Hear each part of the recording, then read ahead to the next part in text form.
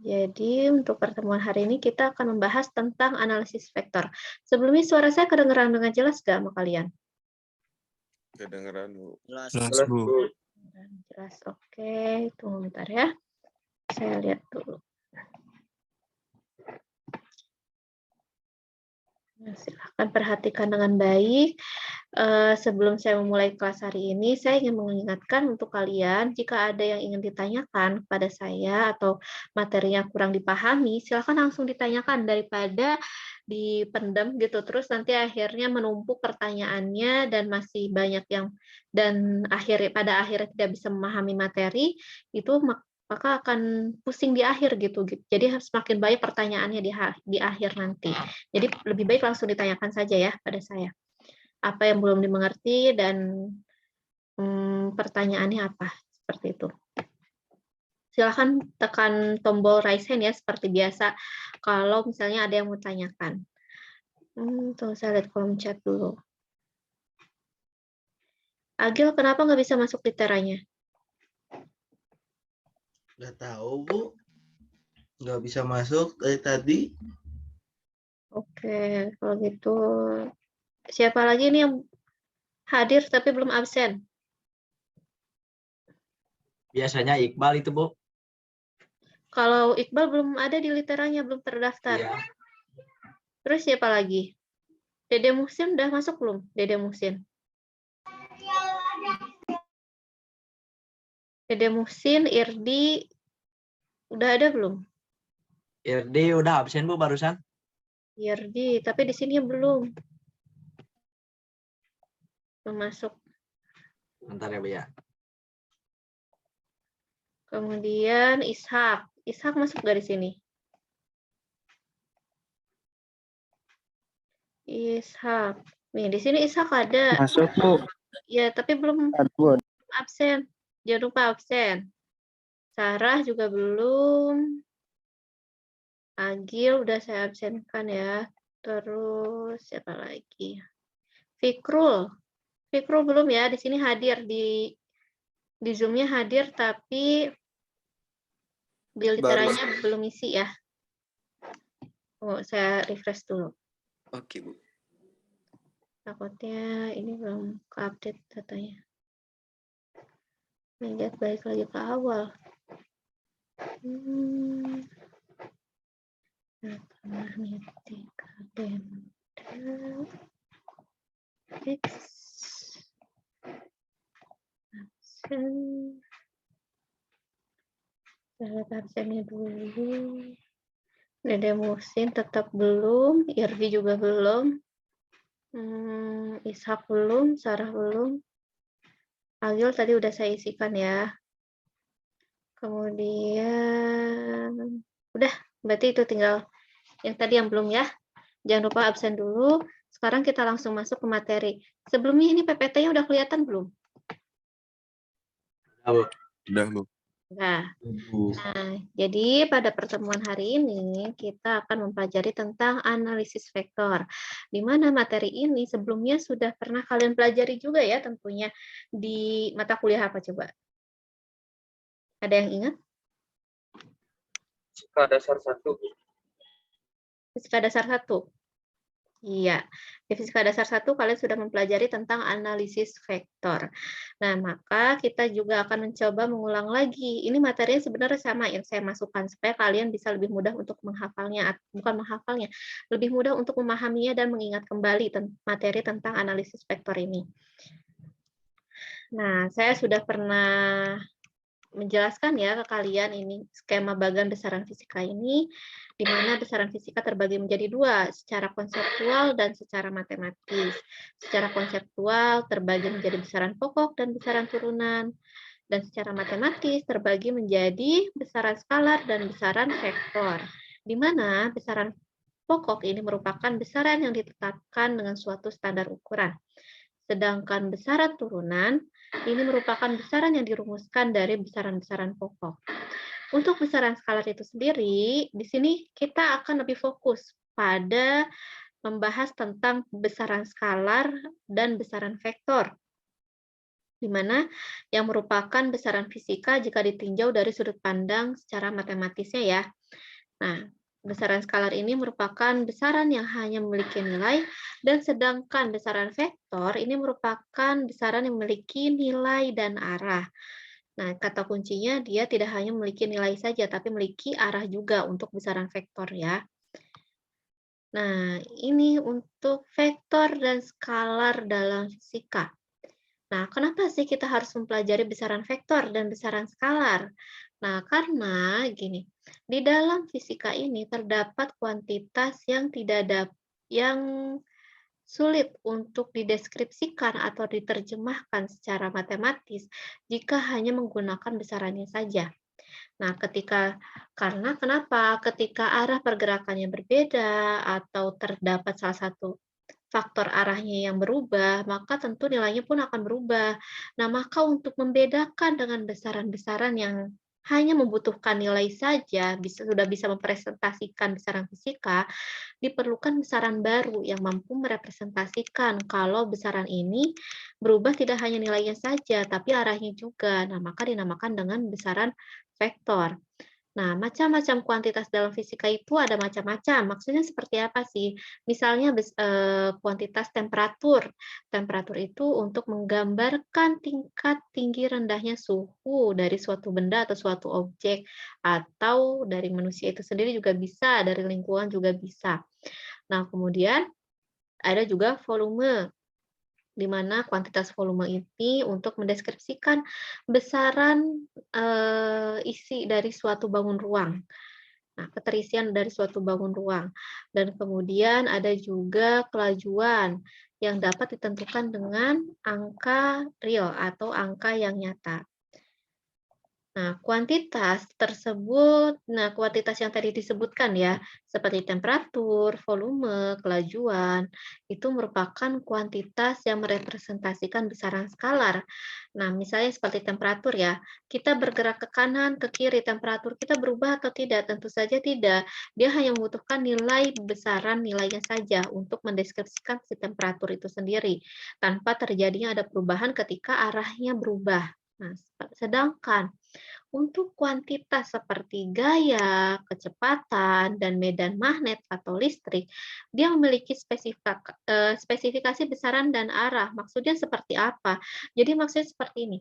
Ketika suatu objek dia mempunyai nilai besar kecepatannya yaitu 50 km per jam ke arah kanan. Nah, maka ketika dia bergerak ke arah kiri, berbalik arah, nilai kecepatannya ini menjadi berubah. Tidak 50 km per jam lagi, tapi negatif 50 km per jam. Untuk merepresentasikan nilai negatif ini, untuk merepresentasikan, memberi keterangan kepada pengamat, oh bahwa si kecepatan ini berubah arahnya. Kenapa? Karena kecepatan itu tidak bisa dideskripsikan dengan 50 km saja. 50 km itu kemana sih? 50 meter kamu bergeraknya kemana? Bergerak ke kanan atau ke kiri? Gitu. Belum jelas. Nah, maka dari itu muncullah suatu besaran atau kuantitas fisika yang dinamakan dengan besaran vektor. Nah, besaran skalar adalah besaran yang hanya memiliki nilai saja. Nah, catatan, skalar tidak bergantung sistem koordinat. Maka untuk sistem besaran skalar ini tidak banyak digunakan dalam sistem koordinat karena dia hanya memiliki nilai dan satuan saja, tidak memerlukan arahnya, maka dia tidak digunakan dalam sistem koordinat. Nah, contohnya untuk besaran skalar yaitu waktu, jarak, dan volume, di mana komponen-komponen penyusun besaran skalar yaitu terdiri dari nilainya dan satuan. Untuk nilainya contohnya waktu 2 jam, di mana angka 2-nya merupakan nilai dan jam adalah satuannya. Selanjutnya yaitu besaran vektor. Sebelumnya ini pembahasannya akan saya agak percepat ya, karena sebelumnya ini sudah pernah saya bahas dalam Fisika Dasar 1. Jadi seharusnya kalian sudah paham betul tentang materi ini. Namun saya akan mengulasnya secara singkat dan cepat supaya kalian untuk mengingat kembali ya sebagai reminder kalian.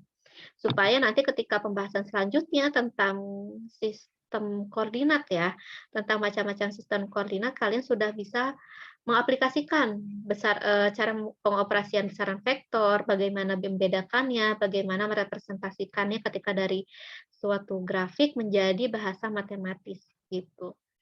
Nah, di sini kita kembali ke pembahasan ya. Besaran vektor adalah besaran yang memiliki nilai dan arah. Kalau tadi besaran skalar itu merupakan yang memiliki nilai dan satuan, kalau besaran vektor dia ada arahnya. Contohnya, komponennya adalah nilai, satuan, dan arah. Catatan, untuk vektor ini dia bergantung kepada sistem koordinat. Jadi, ketika sistem koordinatnya berubah, maka persamaan vektornya pun akan berubah. Gitu. Karena komponen-komponen vektor satuannya pasti akan berbeda. Seperti itu. Nah, untuk pemahaman lebih jelasnya nanti akan kalian pelajari pada bab berikutnya ya, tentang sistem koordinat. Nah, contoh dari besaran vektor yaitu kecepatan, perpindahan, dan percepatan. Di mana sebagai contoh misalnya kecepatan, ini komponen penyusunnya yaitu untuk nilainya adalah 35, dan untuk satuannya adalah meter per sekon, dan untuk arahnya adalah arah ke utara. Misal dicontoh ya ini. Dan selanjutnya ini adalah video tentang penjelasan apa itu skalar dan vektor. Kita lihat ya videonya. Jadi sebenarnya pasti kalian udah pernah melihatnya ketika di Fisika Dasar 1 ya, namun saya akan ulang kembali video ini untuk membahas supaya kalian ingat ya. Tunggu ada chat. Dede belum di ACC apanya? Tunggu, ini ada pertanyaan dari Irdi. Dede yang belum di ACC apanya maksudnya? Zoom-nya, Bu. Tunggu bentar, maaf ya. Saya lihat dulu partisipan. Tapi nggak ada di saya, nggak ada yang masuk. Oh, ini tuh, ada mesin.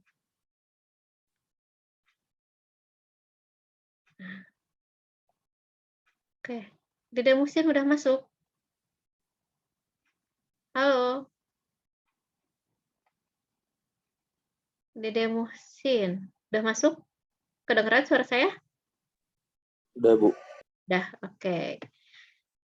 Kalau suara, tuh bentar, saya coba di play dulu videonya, kedengeran nggak suaranya? Suaranya kedengeran nggak?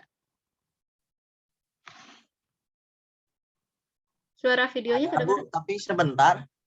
Ada, iya. Coba saya play ya. A serious standard at this point. Now, if your friend tells you there is a treasure fort 50 kilometers away from home, how long will it take to find it? Which direction will you go? It could be here, or maybe here. It is hard to know where exactly it is. You are only provided the distance, which is one-dimensional information. One-dimensional information like this is called a scalar quantity. Nah, tadi apa yang diceritakan dalam video? Ada yang bisa menceritakan nggak? Atau menjelaskan?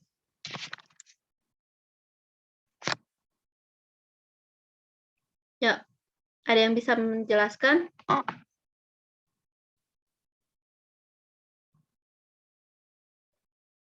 Halo, ini pada menyimak nggak semua videonya? Di patah-patah, Bu. Di Irdi patah-patah suaranya. Ya, patah-patah, Bu. Patah-patah videonya. Patah-patah videonya. Ya udah kalau kayak gitu. Di sini saya akan menjelaskan bahwa misalnya nih kalian ingin pergi ke rumah teman kalian, di mana dia katanya jarak rumahnya itu 50 km. 50 km-nya itu kemana katanya tuh. Di sini kan nggak ada kejelasannya. Nah, ketika besaran yang diberikan itu hanya memiliki keterangan nilai dan satuannya saja, seperti di contoh ini 50 km saja, maka besaran ini dinamakan dengan besaran skalar. Your question to him would be, which direction from home? Nah, katanya pertanyaannya arahnya kemana dari rumah? Dari rumah saya itu arahnya kemana? You are told that it's 50 kilometers in the northeast direction. You have the precise information of the location. This now becomes two-dimensional information. Distance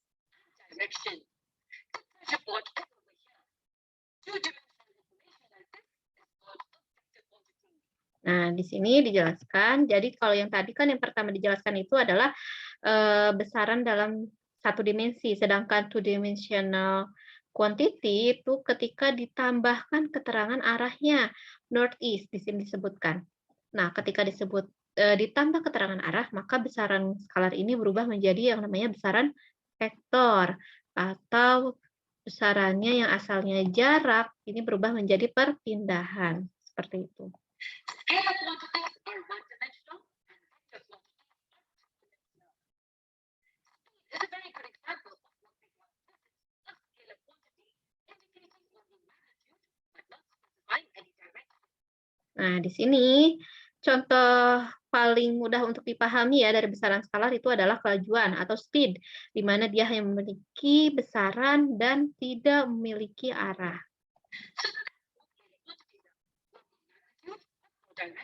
Nah, jadi besaran skalar itu diperjelas lagi dalam video ini bahwa besaran skalar adalah there's only have magnitude but not direction. Dia hanya memiliki besaran tapi tidak memiliki arah sama sekali, seperti itu. In the case of velocity, the direction is taken, and that's why it is referred to as the vector quantity. A vector quantity involves not just the magnitude, but also the direction.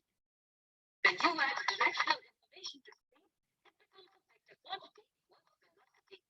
Nah, jadi, oh my god, pindahin. Nah, di sini dijelaskan.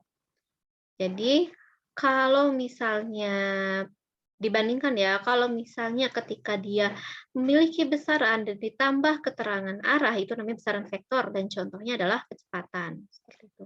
The additional information makes it more specific. Temperature change, for example, is one-dimensional quantity. When we specify rising or falling temperature, it is two-dimensional. If someone says that the temperature has changed by 2 degrees, we don't really know if it has increased or decreased. We will look at various scalar and vector quantities in the next few tutorials, and for as long as we study physics. Speed, velocity, distance, displacement, mass, weight, force, acceleration.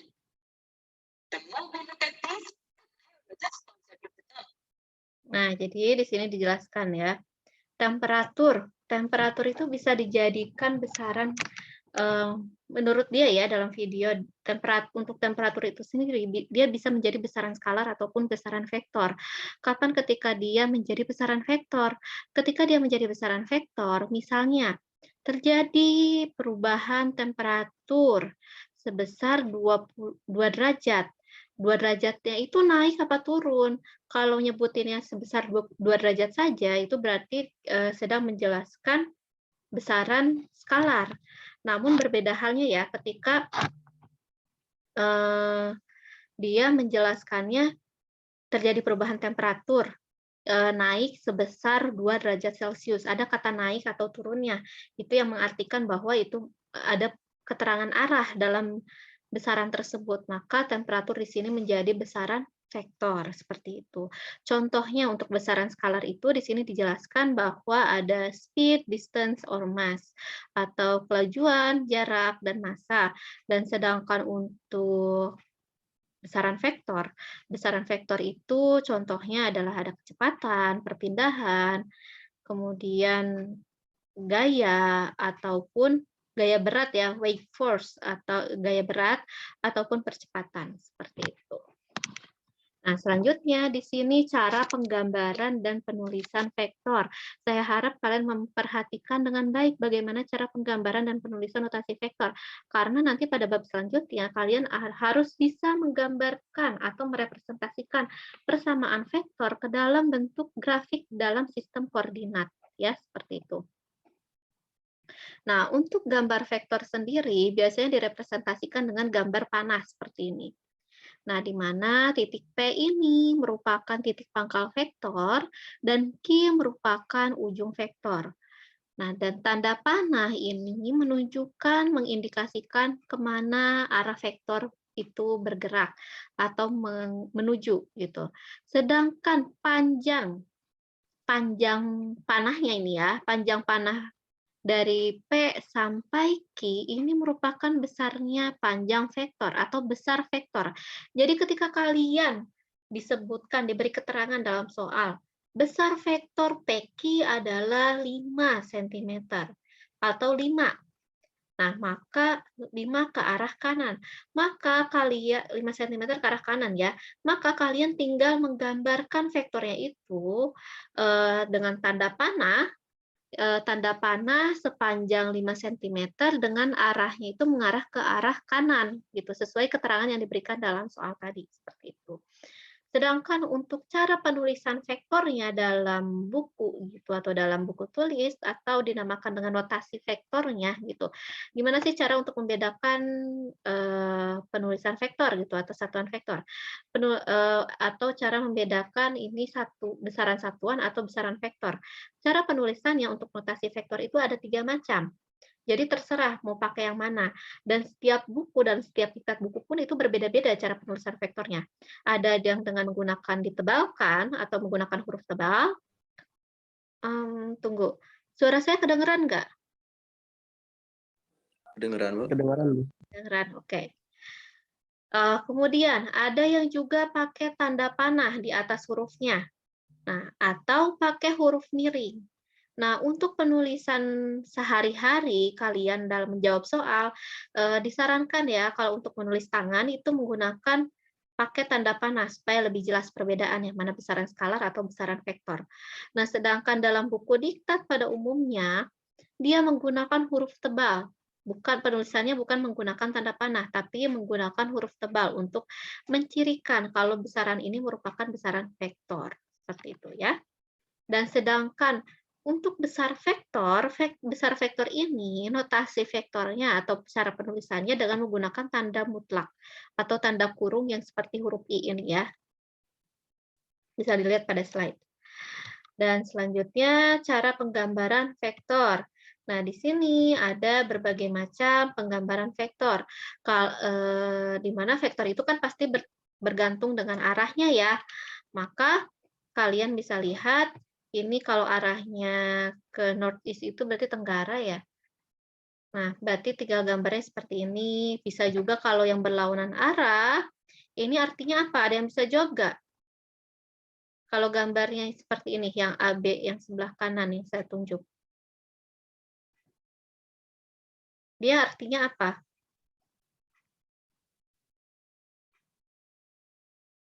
Ada yang bisa jawab? Ini pada kemana? Halo? Ini cuma dinyalain aja ya? Pada bisa jawab nggak? Apa Lupa yang lagi, Bu. Lupa lagi. Lupa lagi, ini kan baru saya jelaskan tadi. Ini apa yang membedakan nih? Vektor A dan vektor B yang kanan ini. Arahnya, Bu. Arahnya. Arahnya, ya, arahnya berbeda. Tapi besar vektornya sama atau tidak?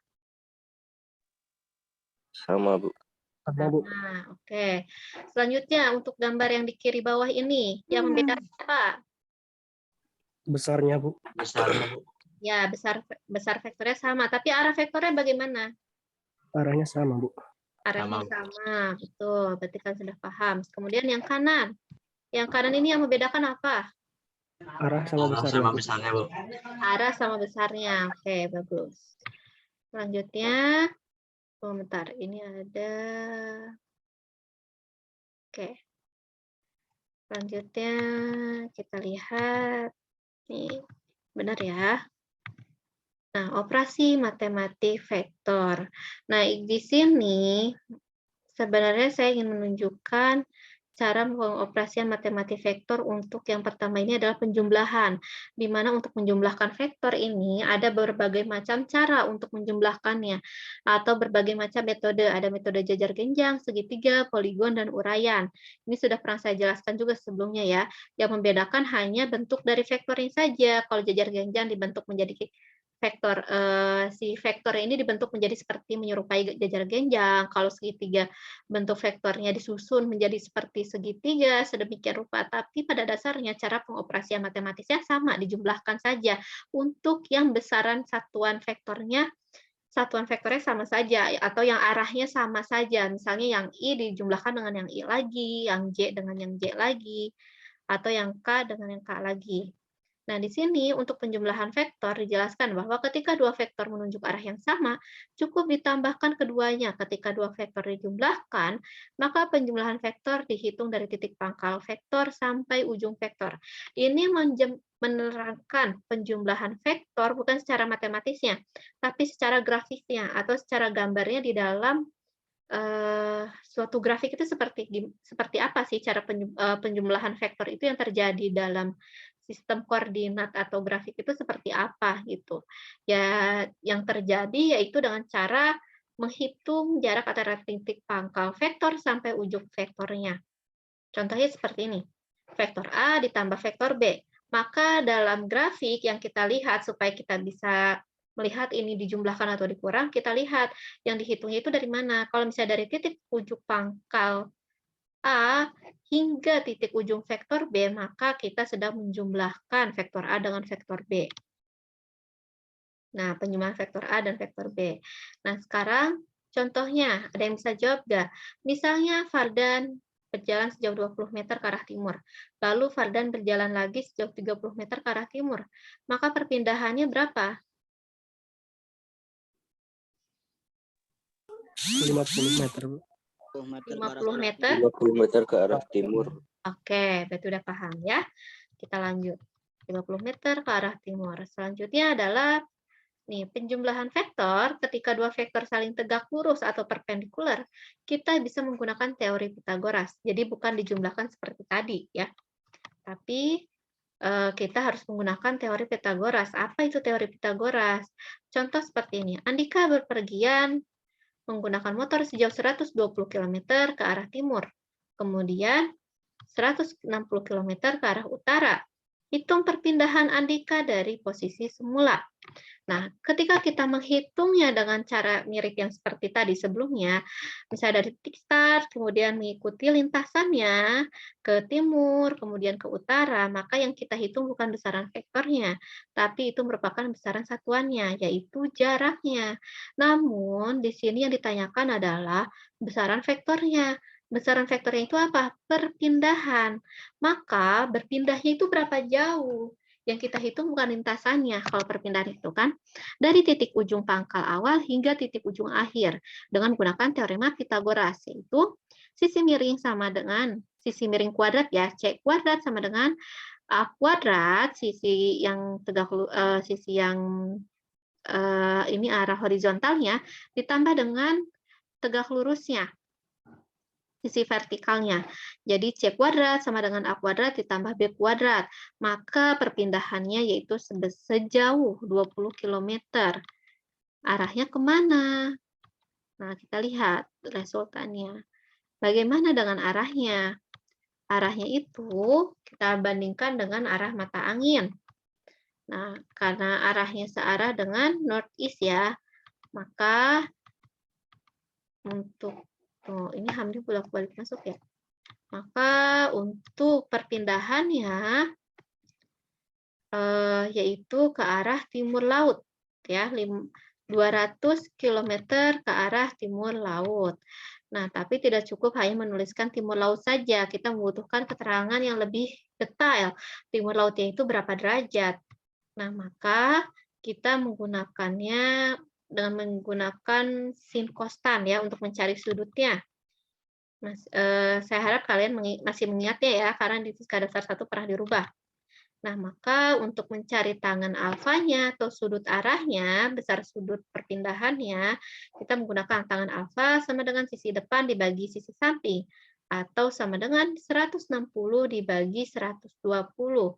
Maka perpindahannya adalah 53,1 derajat ke arah timur laut. Seperti yang sudah dijelaskan tadi ya.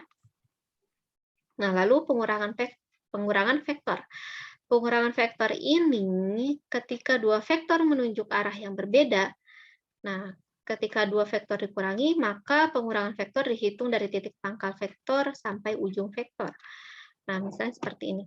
Ada vektor A bergerak ke arah kanan, vektor B bergerak ke arah kiri. Maka pengurangan vektornya itu diukur dari titik pangkal vektor awal sampai titik ujung vektor akhir, ya. Nah, maka sebagai contoh, misalnya Andika berjalan sejauh 23 meter ke arah timur, lalu Andika berjalan lagi sejauh 12 meter ke arah barat. Maka perpindahan Andika berapa? Ada yang bisa jawab? 11, Bu. 11 meter ke arah timur. Ke arah? Timur, Bu. Timur, Bu. 23 meter ke arah timur, berjalan lagi. Oke. Selanjutnya ya. Tunggu bentar. Tunggu. Ini kok nggak mau gerak? Benar ya, jawabannya 11 meter ke arah timur. Nah, pertanyaan selanjutnya. Anang berjalan sejauh 5 meter ke arah timur, lalu 5 meter ke arah utara, lalu ke arah barat sejauh 5 meter, dan terakhir berjalan 5 meter ke arah selatan. Perpindahannya berapa? 0, Bu. 0. Berarti kalian sudah paham ya? Masih ingat yang ini? Operasi matematik vektor, metode grafis, yaitu dengan mensejajarkan titik pangkal vektor atau titik ujung vektor dan kemudian menggambar resultan dari pangkal vektor pertama ke titik ujung vektor yang akhir. Nah, ini operasi matematik vektor jajar genjang ya, tidak usah saya jelaskan lagi. Ini seharusnya kalian sudah paham. Untuk mencari besar vektornya bisa menggunakan persamaan akar A kuadrat tambah B kuadrat tambah 2AB cos theta. Seperti itu. Dan ini metode segitiga, poligon, atau segi banyak. Dan ini vektor diuraikan atas komponen-komponennya. Jadi, bagaimana cara menguraikan vektor sumbu X dan sumbu Y. Saya ingatkan kembali ya, misalnya ini ada vektor A yang berwarna ungu, dan vektor B yang berwarna pink. Nah, maka kita harus bisa merepresentasikannya gitu. Yang asalnya dari bahasa gambar atau bahasa grafis menjadi bahasa matematis itu seperti apa, supaya kita bisa melakukan pengoperasiannya gitu, atau bisa menganalisisnya gitu. Nah, kita lihat di sini untuk vektor A. Nah, vektor A ini maka persamaan vektornya yaitu AXI ditambah AYJ, di mana I dan J-nya ini menunjukkan arah vektornya. Untuk I, dia sejajar dengan arah vektor sumbu X, dan untuk J, dia searah dengan vektor sumbu Y. Nah, di mana AX-nya ini merupakan besar vektor A pada sumbu X. Jadi kita representasikan vektor A ini terhadap sumbu X, besarnya berapa? Maka jadi AXI ditambah AYJ. AY itu merupakan besar vektor jika direpresentasikan terhadap sumbu Y, menjadi AYJ. Nah, untuk mencari nilai AX-nya bisa juga dengan cara AX sama dengan vektor A dikalikan cos theta atau sudutnya. Sedangkan untuk mencari AY sama dengan A sin theta. Nah, untuk mencari besar vektornya tinggal dijumlahkan, kemudian diakarkan. Akar Rx kuadrat tambah Ry kuadrat. Sedangkan untuk mencari sudutnya, yaitu bisa dengan cara arkes tangan R-nya dibagi Rx. Ini sudah pernah kalian kerjakan juga dulu ya di dalam fisika dasar 1. Jadi saya lewat saja. Ini adalah pembahasannya. Coba kalian ingat kembali ya. Nah, ini balik lagi metode segitiga jajar genjang. Nah, kita langsung masuk saja ke dalam perkalian vektor. Di mana dalam perkalian vektor ini dibagi menjadi dua macam, yaitu perkalian antara besaran vektor dengan skalar dan perkalian antara besaran vektor dengan vektor lagi gitu. Di mana ketika perkalian vektor dengan skalar, kalian akan memperoleh hasil dari perkalian tersebut dalam berupa vektor. Sedangkan ketika kalian melakukan perkalian vektor dengan vektor lagi, ada dua macam perkalian, dibagi menjadi dua macam perkalian lagi, yaitu perkalian dot dan perkalian cross. Untuk perkalian dot, kalian akan memperoleh hasil berupa skalar. Sedangkan untuk perkalian cross, kalian akan memperoleh hasil berupa vektor. Seperti yang dijelaskan ya pada pertemuan sebelumnya dalam fisika dasar, ini sudah pernah dijelaskan. Nah, untuk perkalian skalar dengan vektor, ini akan menghasilkan vektor. Contohnya, misalnya ada vektor A yang arahnya ke kanan, berarti positif, dikalikan 5 besaran skalarnya. Ini artinya vektor A ini diperpanjang lagi sebanyak 5 kali lipatnya. Gitu. Secara fisiknya artinya seperti itu. Gitu. Maka ketika besaran skalar 5 dikalikan dengan besaran vektor A, maka hasilnya akan menjadi 5A. Atau dia masih berupa besaran vektor. Nah, jika di sini terdapat dua macam probabilitas ya, misalnya ketika K-nya nilainya positif, maka dia pasti akan searah dengan arah vektor asalnya. Namun jika nilai K-nya negatif, maka hasilnya akan berupa vektor yang arahnya itu berlawanan arah dengan vektor sumbernya, gitu, atau vektor asalnya.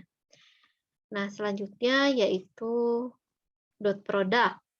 Nah, untuk perkalian dot product ini, dia akan menghasilkan besaran skalar. Nah, di mana untuk besarnya ini sama dengan B, sama dengan besar vektor A dikalikan besar vektor C dikalikan cos theta. Atau seperti ini. Nah, sifat dari perkalian dot. Dia berlaku sifat komutatif, yaitu A dot B akan sama dengan B dot A.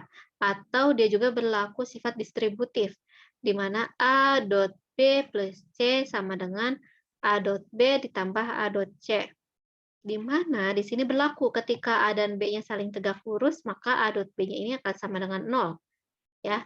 Dan jika A dan B-nya searah, maka A dot B akan sama dengan A dot B tetap. Namun jika vektor A dan B-nya berlawanan arah, maka A dot B ini akan sama dengan negatif A dot B. Sedangkan untuk perkalian silang. Untuk perkalian silang ini, dia besar vektornya berbeda dengan tadi perkalian dotnya ya. Karena hasilnya pun berbeda, dia merupakan hasil yang diperolehnya itu merupakan besaran vektor. Nah, maka untuk besaran vektor C, hasil perkalian vektor A ditambah B ini akan sama dengan A kali B dikali sin theta. Atau bisa juga caranya dengan menggunakan aturan tangan kanan, seperti yang sudah saya jelaskan sebelumnya. Nah, di sini sifat perkalian titik atau dot product ini, yang pertama yaitu dia tidak komutatif.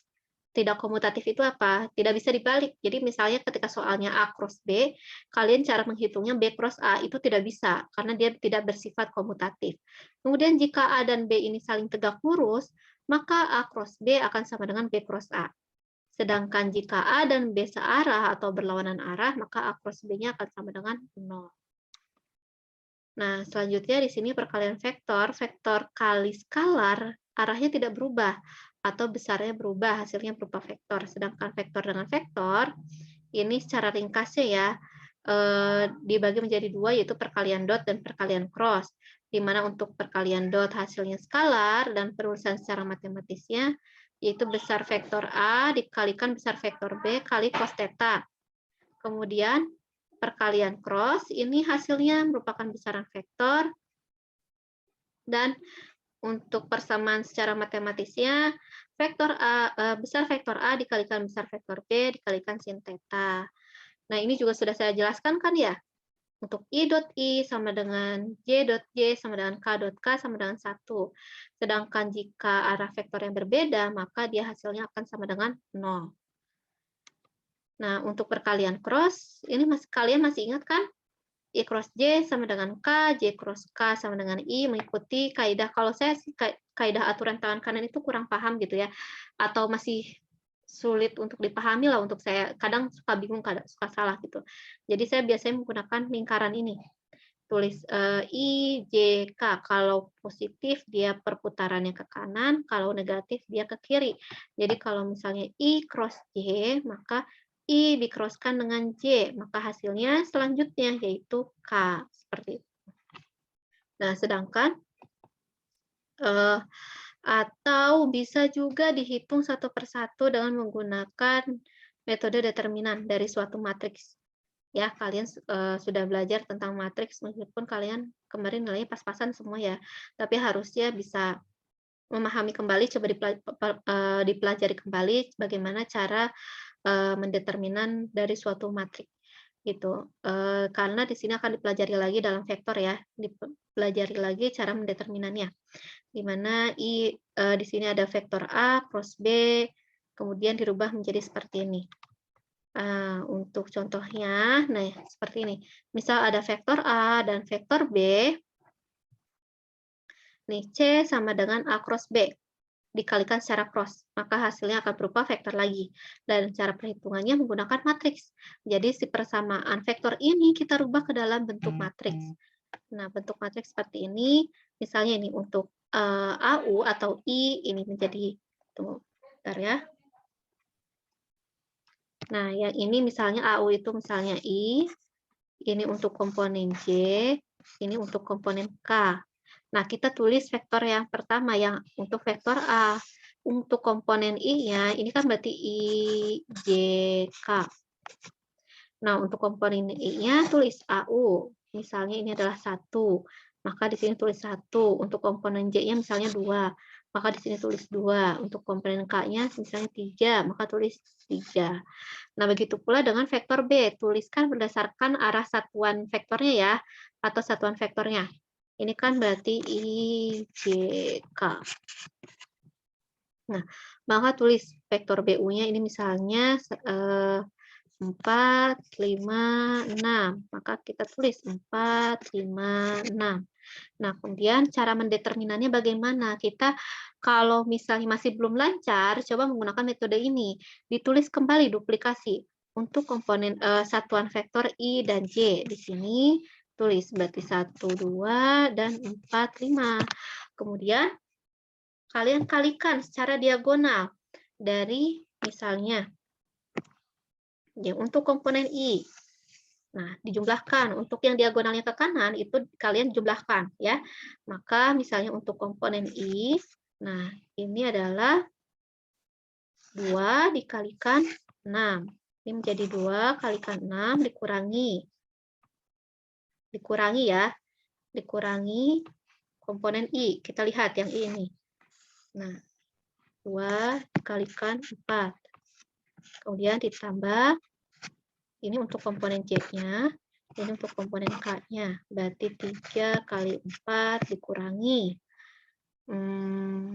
komponen C-nya yang ke pinggir. Berarti J-nya itu AU ya, 1 kali 6. 1 kali 6. 3 dan BU ya.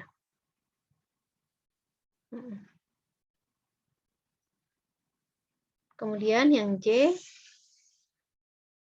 tunggu, yang IJ, oh ini untuk komponen K. Saya salah ininya ya.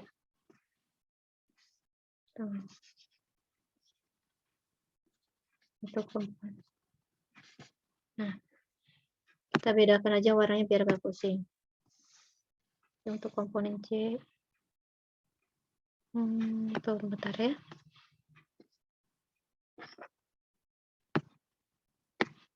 Ini adalah 3 untuk komponen I-nya itu. Berarti 2 kali 6. I-nya ini 2 kali 4. Kemudian untuk komponen J-nya, dia adalah 3 kali 4 dikurangi C.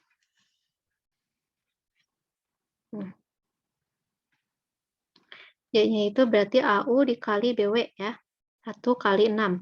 Kemudian ditambah untuk komponen K-nya adalah 1 kali 5 dikurangi AV kali BU.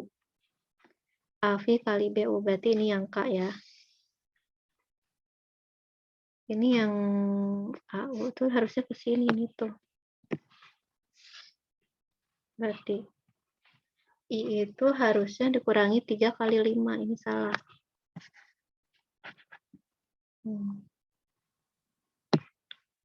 3 3 kali 5. Sedangkan untuk komponen K-nya adalah 2 kali 4. 2 kali 4 K. Maka tinggal kalian hitung. Ini dikalikan, kemudian dikurangi. Hasilnya berapa? 2 kali 6, 12, dikurangi 15. Maka hasilnya adalah minus 3I ditambah 12 dikurangi 6, tambah 6J, ditambah 5 dikurangi 8. Berarti minus 3. Ini berubah menjadi minus 3K. Seperti itu. Sampai sini ada yang mau ditanyakan dulu? Atau masih bingung? Silahkan, ada yang ditanyakan dulu?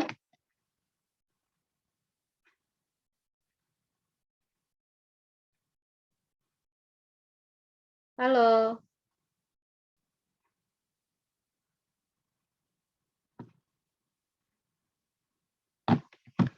Halo, ini masih pada menyimak, gak? Masih, Bu. Lagi memahami, Bu. Sok, coba Bu, dipahami dulu. izin bertanya, Bu. Ya, silahkan. Itu hasilnya jadi ada itunya apa? IJK atau nanti bisa dijumlahkan lagi? Kan ini perkalian cross ya, yang perlu kalian pahami, kalian lihat dulu. Ini perkalian vektor itu ada dua macam, ada perkalian cross, ada perkalian vektor dengan vektor ya. Kita lihat dari contoh soalnya. Kita analisis dulu. Langkah pertama, yang harus kalian lihat itu, ini adalah perkalian vektor dengan skalar atau vektor dengan vektor lagi. Kita lihat, A dan B ini merupakan vektor atau skalar. Vektor dengan vektor atau vektor dengan skalar, menurut kalian? Atau skalar dengan skalar? Ini Vektor dengan skalar. Vektor dengan skalar. Ciri-cirinya bagaimana? Coba lihat, A sama dengan IJ, A sama dengan 1I ditambah 2J tambah 3K. Kemudian B sama dengan 4I tambah 5J tambah 6K. Coba lihat biar lebih jelas ya, saya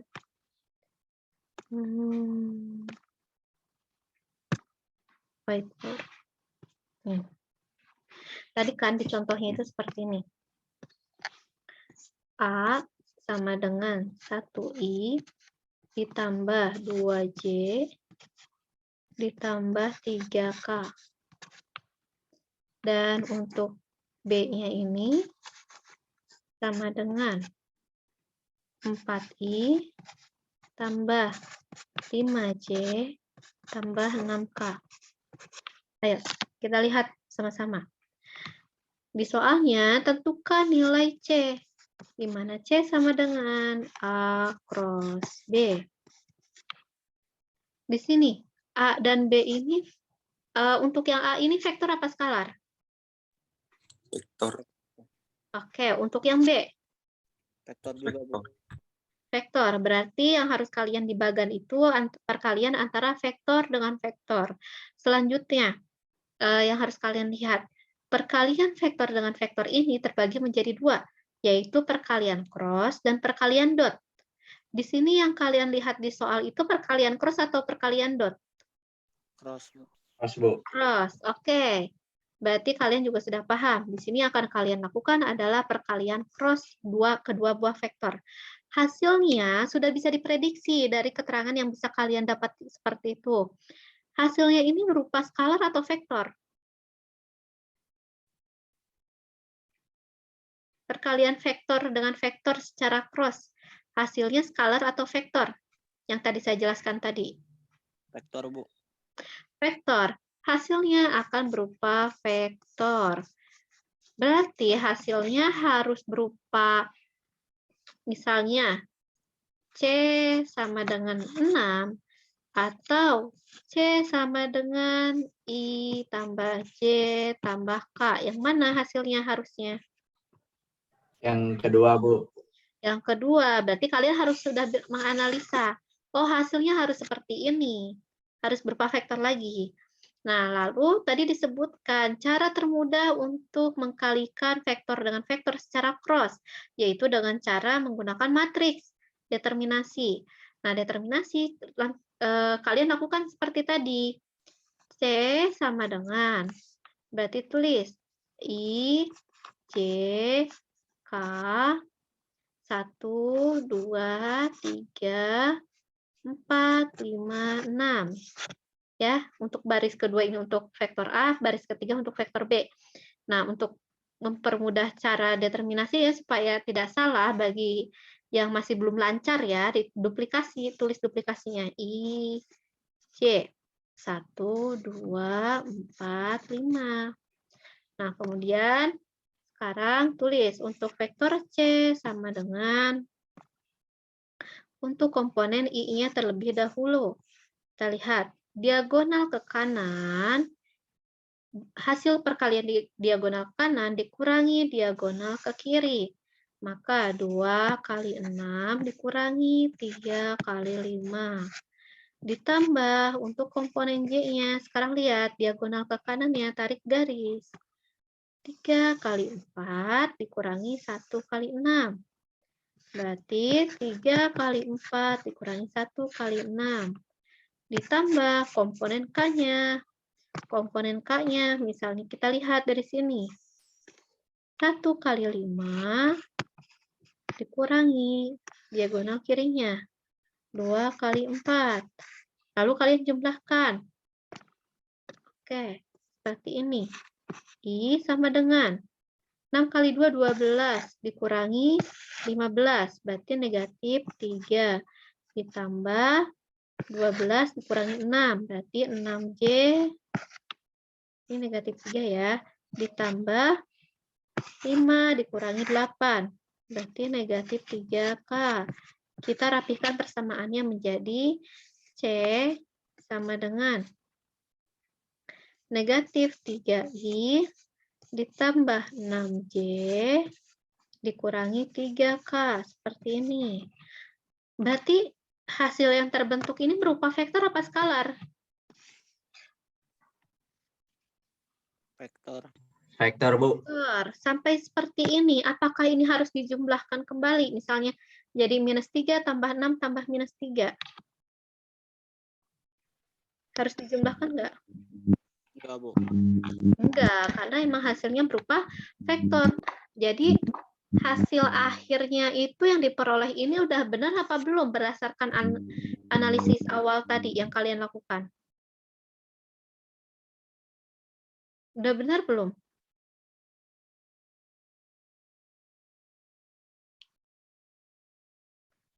Hasil akhir yang diperoleh ini udah benar belum sesuai analisis tadi yang dilakukan di awal?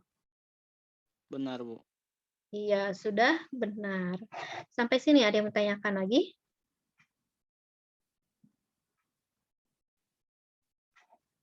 Ada yang bertanyakan kan?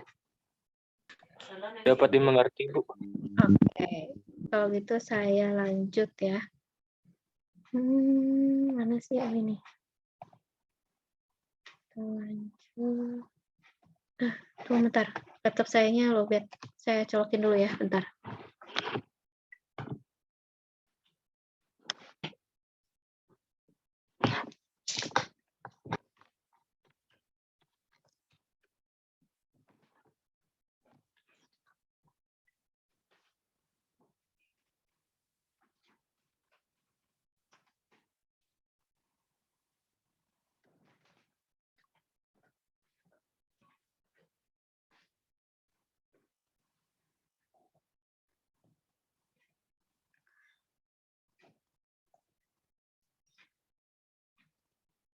Oke, kita lanjut ya ke slide berikutnya.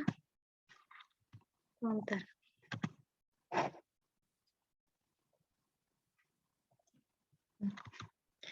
Perkalian, kalau tadi kan perkalian dua vektor ya.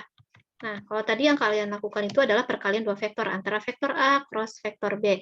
Lalu sekarang bagaimana kasusnya ketika terjadi perkalian tiga vektor? Nah, jadi ketiga vektornya langsung dikalikan. Jadi A cross B cross C. bagaimana cara termudahnya seperti itu? Nah, untuk cara termudahnya, kalian bisa menggunakan rumus ini atau persamaan ini. Jadi, perkalian 3 vektor yang menghasilkan skalar. Di sini, perkalian 3 vektor itu terbagi menjadi 2 macam lagi, yaitu perkalian 3 vektor yang menghasilkan skalar dengan yang menghasilkan vektor. Untuk yang menghasilkan skalar, contohnya adalah seperti ini. Perkalian 3 vektor antara vektor A didotkan B cross C, vektor B cross vektor C, yang menghasilkan skalar. Kalian menemukan pola soalnya ya. Pola soalnya vektor A didotkan dalam kurung vektor B cross C, maka kalian tinggal mengerjakannya seperti ini. Vektor B didotkan vektor C cross A, atau sama dengan vektor C didotkan dalam kurung vektor A dikrosskan vektor B. Nah, bagaimana cara pengerjaannya? Kerjakan dulu persamaan yang ada di dalam kurung. Nah, jadi kalian harus mengkalikan secara cross vektor A dengan vektor B. Maka, misalnya contohnya seperti ini. Vektor A didotkan B cross C. Kerjakan dulu yang B cross C. Nanti dari hasil B cross C ini diperoleh besaran vektor apa skalar? Besaran vektor apa skalar hasilnya? Vektor B dikrosskan vektor C. Vektor. Vektor, Bu. Vektor. Oke. Nah, berarti ini hasilnya adalah vektor. Ketika vektor, misalnya hasil dari vektor B dikrosskan vektor C ini adalah vektor D ya.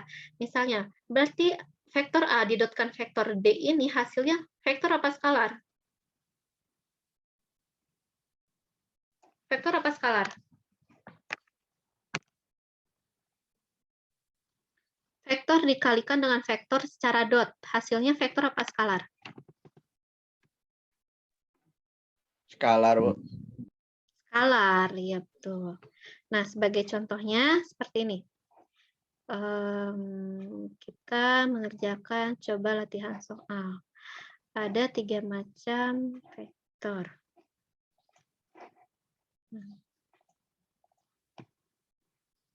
Bentar ya.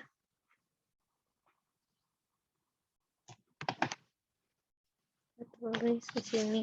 Diketahui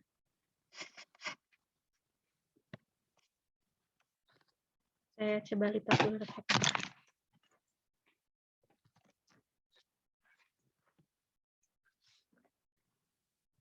Diketahui vektor A sama dengan 2i ditambah 3j ditambah 4k. Sedangkan vektor B sama dengan 3i tambah 4j tambah 5k. Vektor C sama dengan 4i tambah 5j tambah 6k. Yang ditanyakan adalah vektor D sama dengan, misalnya tadi A didotkan vektor B cross vektor C. Oke, sampai sini ini kelihatan nggak layarnya? Kelihatan, Bu. Kelihatan. Oke. Tunggu bentar. Kita lihat jawabannya ya. Bagaimana cara menjawabnya? Tadi kan saya sudah menjelaskan bahwa kalian harus menjawab, mengerjakan dulu persamaan yang ada dalam kurung. Tanda kurung ya. Maka kalian harus mengerjakan dulu yang B cross C. Berapa? Menggunakan matris lagi, determinan yang tadi ya. Misalnya untuk vektor C, kita lihat vektor B dan vektor C. Tentukan dulu komponen I, komponen J, dan komponen K-nya. Untuk baris kedua, kita substitusi vektor B. Untuk I-nya, ini berapa? 3, 3. Untuk J-nya? 4, Untuk K-nya? 5, 5. Sekarang, untuk vektor C, berapa? 4, Bu. 4. Untuk J-nya? 5, K-nya? 6. Nah, oke. Nah, karena menggunakan metode determinan untuk lebih mudah perhitungannya, kita tulis lagi tambahannya, yaitu I dan J. 3, 4, 4, 5. Kita coba hitung. Sekarang untuk yang I. Untuk yang I, bentar. Untuk yang I, kita lihat ya, untuk komponen vektor I. Untuk komponen vektor I, kita lihat. Berarti berapa kali berapa? 3 4 kali kali 6, 4 kali 6 dikurangi. 5 kali 5. Oke, 5 kali 5 untuk I. Selanjutnya yaitu untuk J. Ditambah yang J-nya itu berapa? Yang J-nya berapa? 5 kali 4, Oke, 5 kali 4 dikurangi. 3 kali 6, Bu. Ya, 3 kali 6 J. Selanjutnya ditambah. Tuh, warnanya dibedain lagi. Ditambah untuk yang K-nya. Berapa? 3 kali 5, 3 kali 5 dikurangi. Berapa? 4 kali 4, Bu. Oke, 4 kali 4. 4 kali 4 untuk K. Nah, maka hasilnya berapa yang diperoleh? Ini 4 kali 6, 24. Dikurangi 25. Berarti hasilnya sama dengan? Min 1J. Min 1I, Bu. Ya, min 1I atau ditulis menjadi min I. Seperti itu. Ditambah 5 kali 4, 20. Dikurangi 6 kali 3, 18. Berapa? 2J, Bu. Ya, 2J. Selanjutnya, 3 kali 5, 15. Dikurangi 4 kali 4, 16. Sama dengan berapa? Min K, Bu. Min K. Oke. Berarti kita peroleh hasilnya untuk vektor B dikroskan vektor C. Hasilnya adalah min I ditambah 2J min K. Nah, sekarang yang ditanyakan adalah nilai D-nya. Berarti ini udah kita peroleh ya. Berarti kita tinggal kalikan secara dot. Yaitu untuk vektor A-nya berapa? Vektor A-nya berapa? 2I, Bu. Ya, 2I. Tunggu, saya hapus dulu. 2I ditambah 5. 3 ini. 3J, Bu. Ya, 3J. 3J ditambah 4K. 4K. Dikalikan secara dot dengan hasil vektor B cross C. Hasilnya adalah Min 1. ya atau min I ditambah 2J. ya 2J ditambah Dikurang, Bu. oh iya dikurang apa? Min K. Oke, min K. Lalu bagaimana cara perkaliannya untuk perkalian dot? I Bagaimana? dikali I, Bu. Ya, kalau I kali J berapa?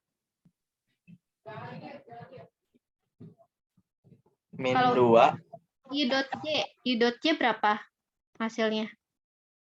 Ayo, masih ingat nggak? I dot I atau J dot J atau K dot K hasilnya sama dengan 0, Bu. 0? Yakin 0?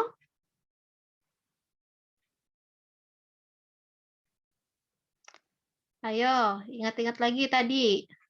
Kalau yang arah vektornya sama dikalikan secara dot, hasilnya 1 apa 0? 1. 1. Satu, Bu. Ya. Kalau yang arah vektornya berbeda, hasilnya adalah kalikan secara dot. Hasilnya adalah 0. Maka yang kita kalikan, karena dalam perkalian vektor dot ini berlaku sifat distributif, kita tinggal kalikan saja yang vektor satuannya sama atau arah vektornya sama, yaitu I dot I lagi, J dot J lagi, K dot K lagi. Coba diingat lagi ya, pelajari lagi cara perkalian vektornya. Ini digarisin dulu ya untuk batas. Maka untuk vektor D akan sama dengan berapa? I dot min I. 2I dot min I. Jadi 2 dikali min 1 berapa? Min 2, Bu. Oke. Min 2. I dot I. I dot I berapa? 1, Bu. 1 ditambah 3J didotkan 2J. Berapa? 6J, Bu. 6. 6. 6. Iya, J dot J adalah 1. 1. ditambah 4K dot min K. Min 4. Min Ya, 4. jadi min 4. Min 4 dikalikan 1. Kita hitung, berarti minus 2 ditambah 6 ditambah minus 4. Hasilnya berapa? Hasilnya berapa? 0, Bu. Iya, 0. Gitu. Ada yang tanyakan? Atau masih bingung? Nggak ada? Kalau nggak ada, saya lanjut ya ke slide berikutnya. Nah, ini kan tadi ya perkalian 3 vektor yang hasilnya adalah skalar. Kita lihat selanjutnya untuk perkalian vektor yang hasilnya vektor. Nah, perkalian 3 vektor yang menghasilkan vektor itu seperti apa? Misal, perkalian 3 vektor A, vektor B, dan vektor C yang menghasilkan vektor dapat ditulis sebagai berikut. Nah, ketika seluruhkan vektor B dikroskan vektor C, maka cara pengerjaannya yaitu kita tinggal menggunakan persamaan ini. Vektor A didotkan vektor C dikalikan dengan vektor B, dikurangi vektor A didotkan vektor B dikalikan vektor C. Nah, pada perkalian vektor A dikroskan vektor B dikroskan vektor C, diperoleh hasil cross vektor A dengan vektor yang dihasilkan B cross C. Nah, sedangkan untuk perkalian vektor A cross vektor B cross vektor C, diperoleh pula vektor dari hasil perkalian vektor A cross vektor B dengan vektor C. Ingat ya, di dalam perkalian vektor ini tidak berlaku sifat komutatif, artinya pembalikan. Jadi misalnya A cross B itu tidak sama dengan B cross A, seperti itu ya. Maka tanda kurung pada perkalian 3 vektor perlu dituliskan dengan benar, karena arah vektor yang dihasilkan dari perkalian 3 vektor ditentukan oleh vektor yang mana terlebih dahulu dikroskan. Jadi kalian harus perhatikan ya, pola soalnya seperti apa gitu. Nah, sekarang kita misal contoh soal ya. Contoh soal yang tadi masih sama. Tuh. Kita lihat di whiteboard yang tadi. Tuh. Yang tadinya kehapus, oh enggak. Nah, soalnya masih sama seperti ini ya. vektor A sama dengan 2i ditambah 3j tambah 4k, vektor B demikian. Namun yang ditanyakannya berbeda, vektor E. Vektor E misalnya adalah seperti ini.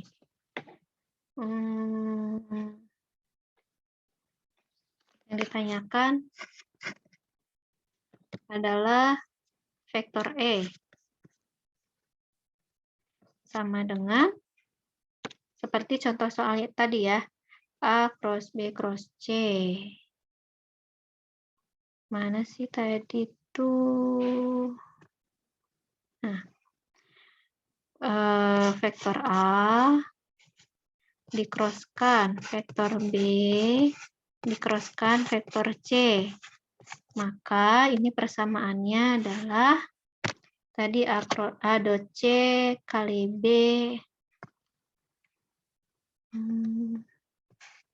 A dot vektor C dikroskan B dikurangi ABC kurangi A dot B dikalikan C. Seperti ini. Tunggu ya, ini salah bukan cross, tapi dot seperti biasa. Dot seperti biasa ya.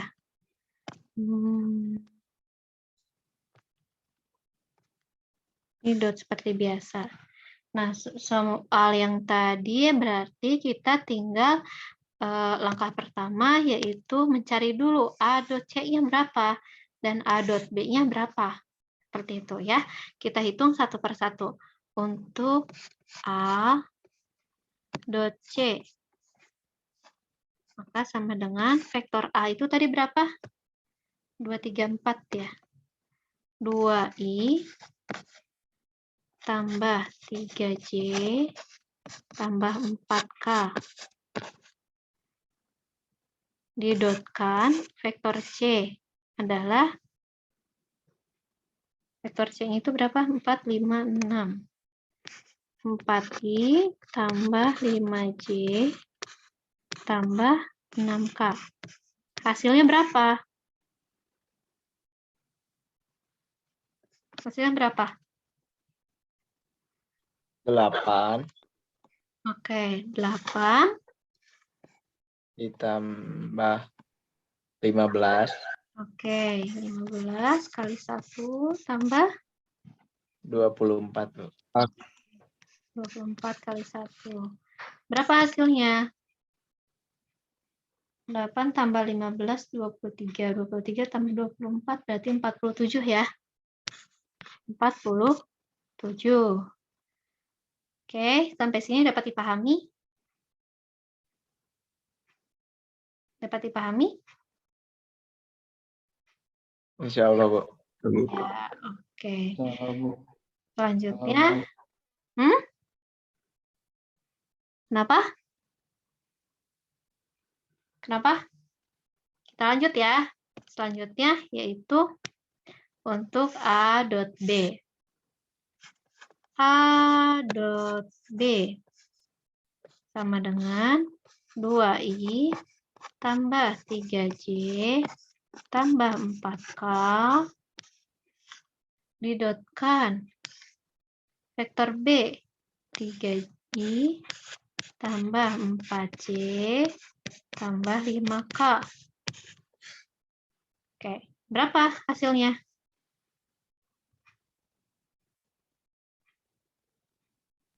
Ya. Kali 1. Oke, ditambah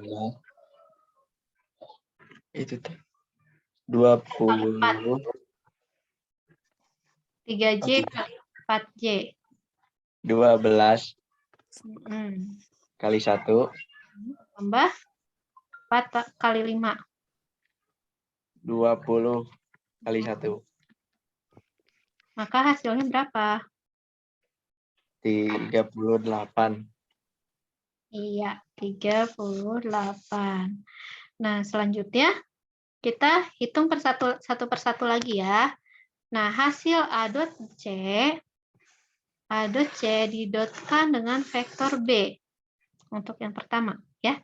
Maka A, vektor A dot vektor C dikalikan B adalah sama dengan tadi A dot C hasilnya adalah 47.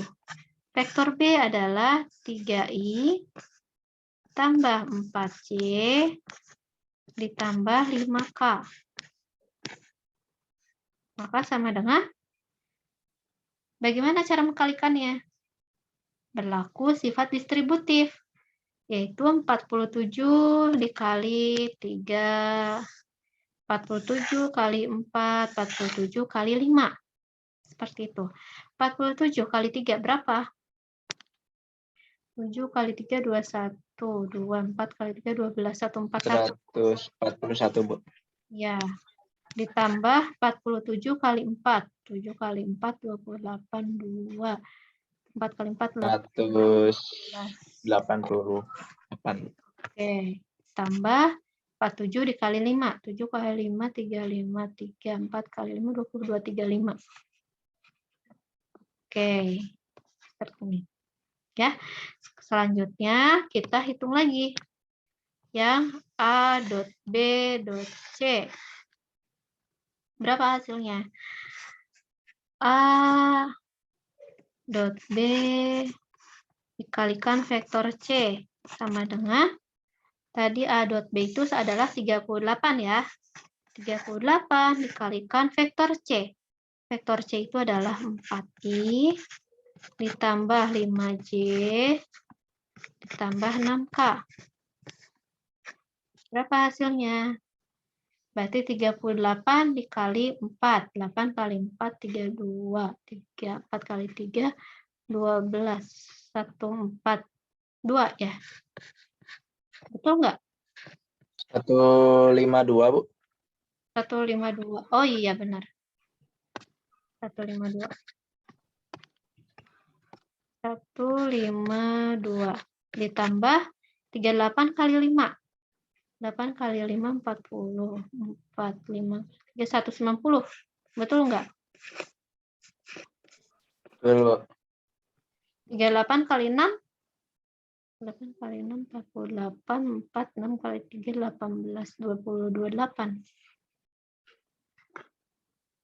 Betul nggak? Iya, Bu. Betul, Bu. Ya. Nah, selanjutnya kita tinggal melakukan pengurangan dari hasil yang ini dengan yang ini. Dikurangkan. Nah, dikurang. Berapa hasilnya?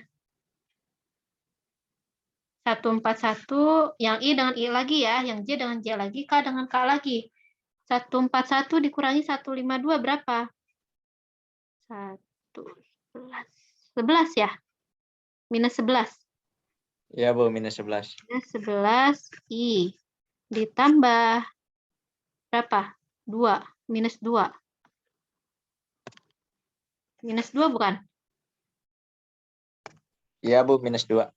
Minus 2J. Selanjutnya, 235 dikurangi 228. 7. Plus 7, Bu. Ya, plus 7K. Maka ini adalah hasil dari perkalian A cross B cross C. Seperti ini. Diperoleh hasilnya minus 11I dikurang 2J tambah 7K. Seperti itu. Sampai sini ada yang mau tanyakan?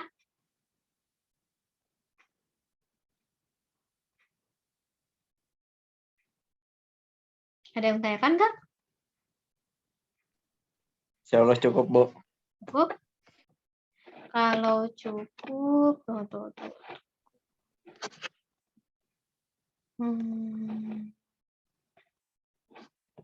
Ya, kita balik lagi ke slide. Nah, di sini ada soal latihan. Silahkan kalian kerjakan. Kerjakan ya, satu persatu. Semuanya. Ini sudah saya input di Google Classroom ya. Di Classroom udah saya masukkan, tapi belum saya masukkan ke Litera. Jadi kalau bisa kalian uploadnya di dua-duanya, di Litera dan di Classroom. Untuk jawabannya ya, supaya ada backup data. Dan deadline-nya pada pertemuan selanjutnya seperti biasa. Tolong dikerjakan. Oke? Sampai sini ada yang bertanyakan? Silahkan. Kalau ada yang bertanyakan. Untuk Dari- absensi yang IRDI, Bu, Kenapa yang IRDI? udah masuk apa belum gitu, Bu? Takutnya masih belum. Absensi yang IRDI. Bentar. Saya lihat dulu ya.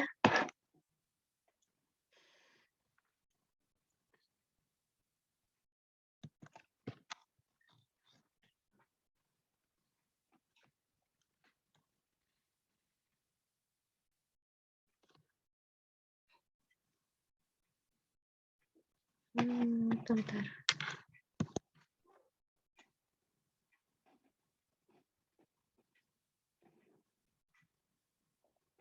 Kita lihat dulu.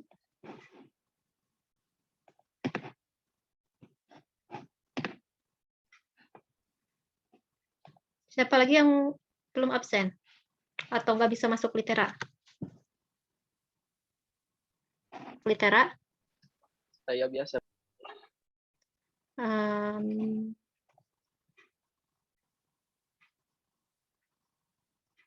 Sebentar ya, saya lagi buka dulu.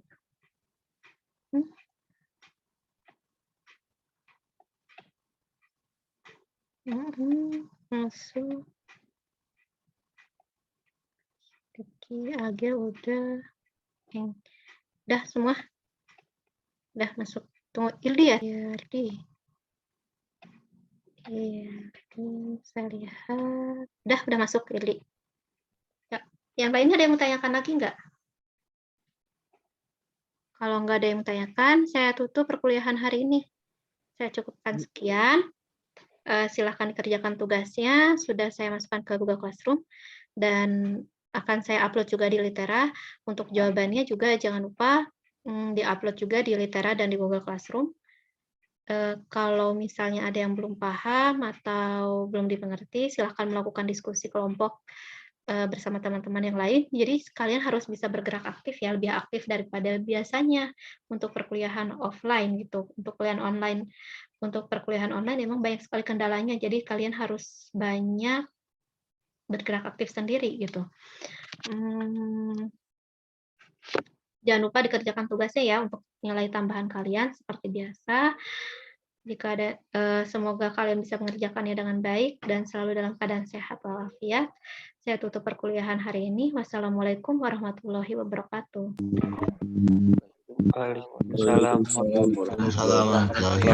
Waalaikumsalam warahmatullahi wabarakatuh. Terima kasih, Bu. Sama-sama. Terima kasih, Bu.